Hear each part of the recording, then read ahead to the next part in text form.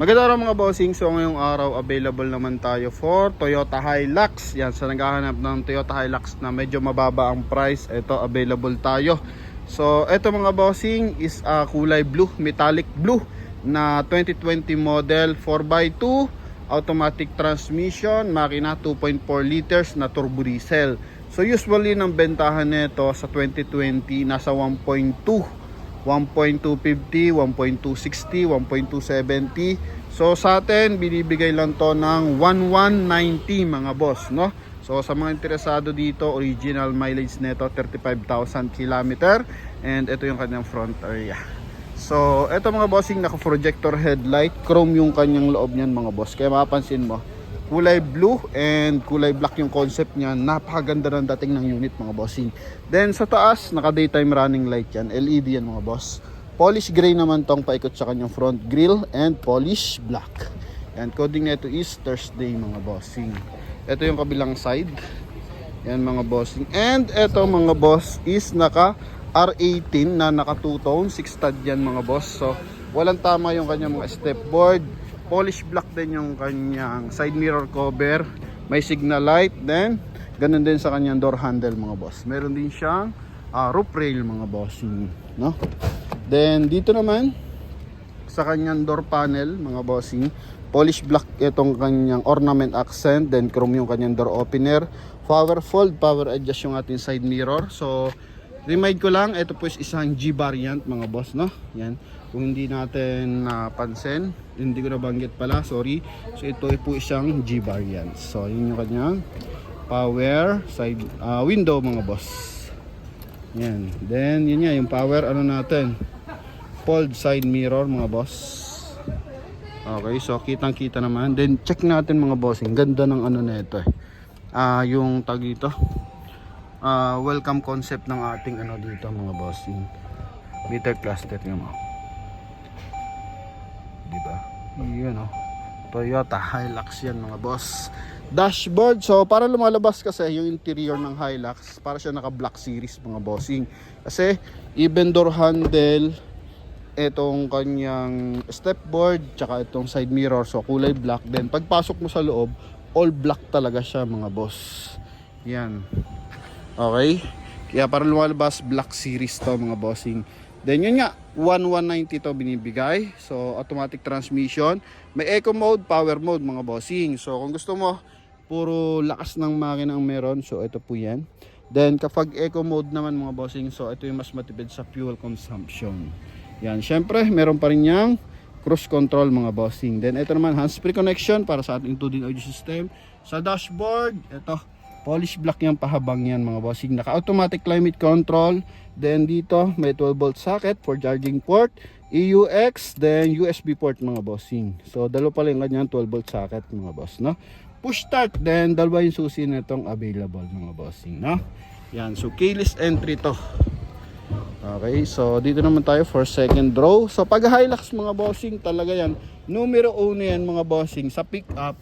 Ang daming mga boss hand grip. Okay, then same time naman talaga number 1 Hilux to mga bossing. Yung ating number 1 pick up, sorry. Number 1 pick up ang Toyota Hilux dito sa Philippine market mga bossing. So even naman sa yan, bang bansa o sa world market mga bossing, talagang mabenta ang Hilux. So ito yung likuran niya. So G variant to ng Hilux. And ito may bull bar, bed liner. So ito yung bed liner niya mga bossing. So wala mong basag yung bed liner niya. Ito yung kanyang bull bar mga boss, no? Aftermarket na yan. Then sa likuran, wala siyang garnish, stock talaga yan mga bossing, no? Yan, so nakabulb pa yung gamit dito ng taillight mga boss. So yung mga 2023 kasi mga bossing yan, so naka LED na. And same time naka reverse parking sensor to. Yan. Okay. So ito mga boss, wala namang masyadong gasgas yung ating trunk compartment mga bossing. Okay, ito yung kabilang side. So R18, ulitin natin na Dunlop 90% red light. Yan. Ito yung kabilang side mga bossing. Ito ang issue mga boss. Yan, kaakyat Then dito may tiko konti rin sa pinto mga boss, no? Ito yung ating dashboard. Not sure lang kung kasama yung dashcam niya mga boss, ha. Dito lagay ng eyeglass, then sun visor with mirror, and kulay black yung ceiling. Okay. Then silipin natin yung engine bay mga boss, yun. No? Ito may tama ng bahagya mga boss. Yan. So yun lang naman mga bossing, and silipin natin sa engine bay. 2020 model to. Yan.